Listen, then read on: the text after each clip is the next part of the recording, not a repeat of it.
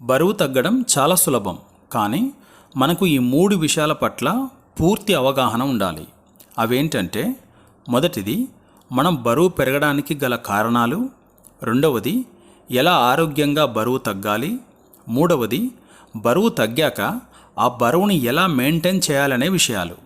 మొదటగా అసలు మనం బరువు ఎందుకు పెరుగుతాం? మనం బరువు పెరగడానికి చాలా కారణాలు ఉన్నాయి, కానీ వీటన్నింటిలో ముఖ్యమైన కారణం మనం మన శరీర అవసరానికి మించి తినడం అనేదే అతి ముఖ్యమైన కారణం. కానీ దీంతో పాటు మన జెనెటిక్స్, శారీరక శ్రమ లేకపోవడం, స్ట్రెస్ అధికంగా చాలా రోజులు ఉండడం, నిద్ర సరిగా లేకపోవడం, గట్ మైక్రోబ్ ఇంబ్యాలెన్స్ అవ్వడం, కొన్ని రకాల మెడిసిన్స్, వీటిలో ముఖ్యంగా స్టిరాయిడ్స్ అలాగే సైకియాట్రిక్ మందులు వాడడం వలన కూడా మనం బరువు పెరుగుతుంటాం. మనం ఎలా బరువు పెరుగుతాం, అలాగే బరువు పెరిగాక ఏం జరుగుతుందన్న విషయాలను చూస్తే, మనం ప్రతిరోజు మన శరీరానికి కావలసిన శక్తి కోసం మనం ఆహారాన్ని తింటుంటాం.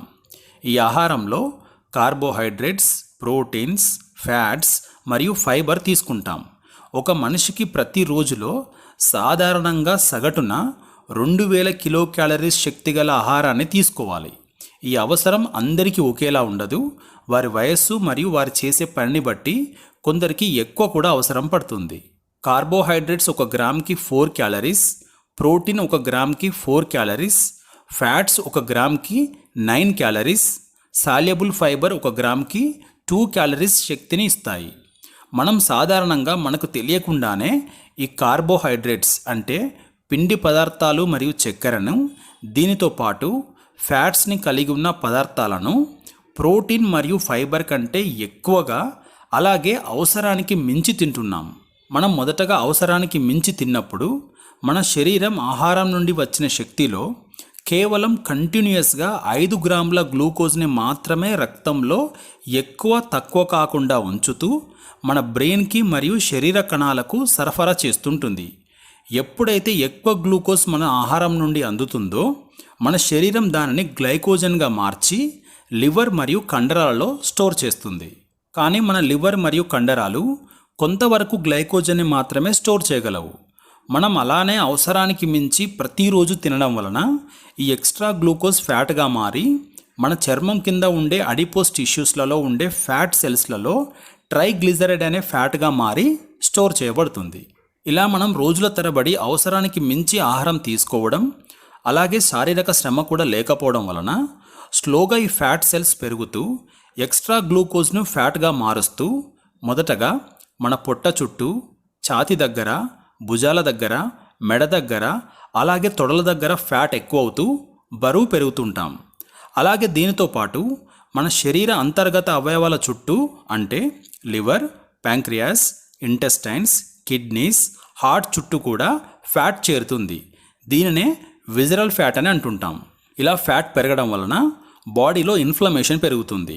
హార్మోనల్ ఇంబ్యాలెన్స్ జరిగి మెటబాలిక్ సిండ్రోమ్ అంటే బరువు పెరగడం, ఇన్సులిన్ రెసిస్టెన్స్ స్టార్ట్ అయ్యి షుగర్ రావడం, బీపీ రావడం, రక్తంలో కొలెస్ట్రాల్ లెవెల్స్ పెరిగి రక్త సరఫరా ఇబ్బందులు రావడం, వీటితో పాటు అధిక బరువు వలన మెడ నొప్పులు, నడుము నొప్పులు, మోకాళ్ళ నొప్పులు, పాదాల నొప్పులు, అలసట, ఇలా అన్ని రకాల అనారోగ్య సమస్యలు వస్తుంటాయి. సో ఈ అధిక బరువు వలన చాలా రకాల అనారోగ్య సమస్యలు వచ్చే అవకాశం ఉంది.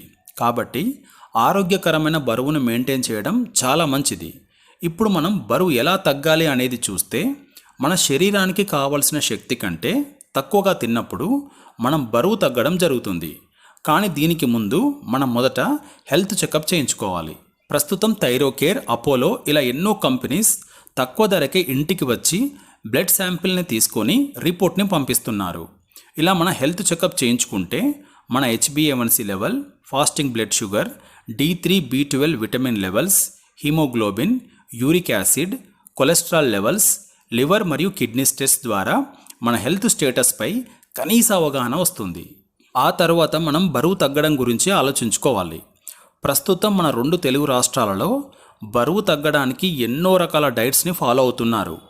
ఇంటర్మీడియట్ ఫాస్టింగ్ అని, వీగన్ డైట్ అని, కీటో డైట్ అని, కార్నివోర్ డైట్ అని, ఇలా చాలా రకాల డైట్స్ని ఫాలో అవుతున్నారు. కానీ మనకు రోజుకి 2000 క్యాలరీస్ అవసరం ఉంటే 1500 క్యాలరీస్ వరకు ఆహారాన్ని ప్రోటీన్స్, ఫ్యాట్స్, ఫైబర్ మరియు కాంప్లెక్స్ కార్బ్స్ రూపంలో తీసుకుంటూ నెలకు 2 నుండి 4 కిలోల బరువును ఆరోగ్యంగా తగ్గడం చాలా అవసరం. తక్కువ టైంలో ఎక్కువ బరువు తగ్గితే అనేక అనారోగ్య సమస్యలు వస్తాయి. మనం ఎప్పుడైతే అవసరానికన్నా కొంచెం తక్కువ శక్తిని ఇస్తూ శారీరక శ్రమ ఉన్నట్లయితే మొదట మన శరీరం లివర్ మరియు కండరాల్లో ఉండే గ్లైకోజన్ని వాడుకుంటుంది. దాని తర్వాత అవయవాల చుట్టూ ఉన్న విజరల్ ఫ్యాట్ని, తర్వాత చర్మం కింద ఉండే సబ్క్యూటేనియస్ ఫ్యాట్ని కరిగిస్తుంది. ఇలా మన శరీరం గ్రాడ్యువల్గా ఫ్యాట్ లాస్ అవుతుంది. దీని ద్వారా మనం బరువు తగ్గుతాం. అలాగే ఆరోగ్యం కూడా చాలా వరకు మెరుగుపడుతుంది. ఇక్కడ మనం గుర్తుంచుకోవాల్సింది ఏంటంటే అందరికీ అన్ని రకాల డైట్ సెట్ కావు.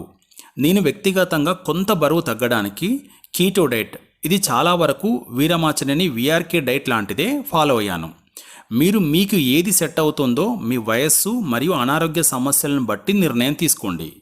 మీరు ఒక 10 కిలోల బరువు తగ్గాలనుకుంటే కనీసం 3 నెలల టైం తీసుకోవాలి. ఇప్పుడు మనం బరువు తగ్గాక ఆ బరువుని ఎలా మెయింటైన్ చేయాలనేది చూస్తే, మనం స్ట్రిక్ట్గా డైట్ ఫాలో అయిన తర్వాత మళ్ళీ మనం ఆరోగ్యంగా తిన్నా 2 నుండి 3 కిలోల బరువు మళ్ళీ పెరుగుతాం. ఎందుకంటే మన శరీరం గ్లూకోజ్ని గ్లైకోజన్గా మార్చి లివర్ మరియు కండరాలలో స్టోర్ చేస్తుంది. ఈ గ్లైకోజన్ 1 గ్రామ్కి 3 నుండి 4 గ్రాముల వాటర్ని స్టోర్ చేస్తుంది. అందుకే మనం మొదటి వారంలో ఫ్యాట్ లాస్లో ఉన్నప్పుడు 2 కిలోల వరకు వెయిట్ ఈజీగా తగ్గుతాం. ఎందుకంటే అది వాటర్ లాస్ మాత్రమే. మళ్ళీ డైట్ పూర్తయ్యాక మళ్ళీ ఆ బరువు పెరుగుతాం. అలాగే బరువు తగ్గాక బాడీ వెయిట్ని పెరగకుండా చూసుకోవడానికి ఆరోగ్యకరమైన ఆహారాన్ని తింటూ బయటి ఫుడ్ని, డీప్ ఫ్రై ఫుడ్ని, షుగర్ని, కార్బ్స్ని ఎక్కువగా తినడం మానేస్తే మళ్ళీ మనం బరువు పెరగం. నేను వ్యక్తిగతంగా చక్కెర మరియు నూనెలో వేయించినవి తగ్గిస్తూ రైస్ మరియు గోధుమ చపాతీలకు బదులుగా మిల్లెట్స్, జొన్నలు, రాగులు తింటుంటే శరీరం చాలా ఆరోగ్యంగా మరియు శక్తివంతంగా అనిపిస్తుంది. మీకు ఈ వీడియో నచ్చినట్లయితే వీడియోని లైక్ చేసి, ఇది ఎవరికైతే ఉపయోగపడుతుందో వారికి షేర్ చేసి ఛానల్ను సబ్స్క్రైబ్ చేసుకోండి. Thank you.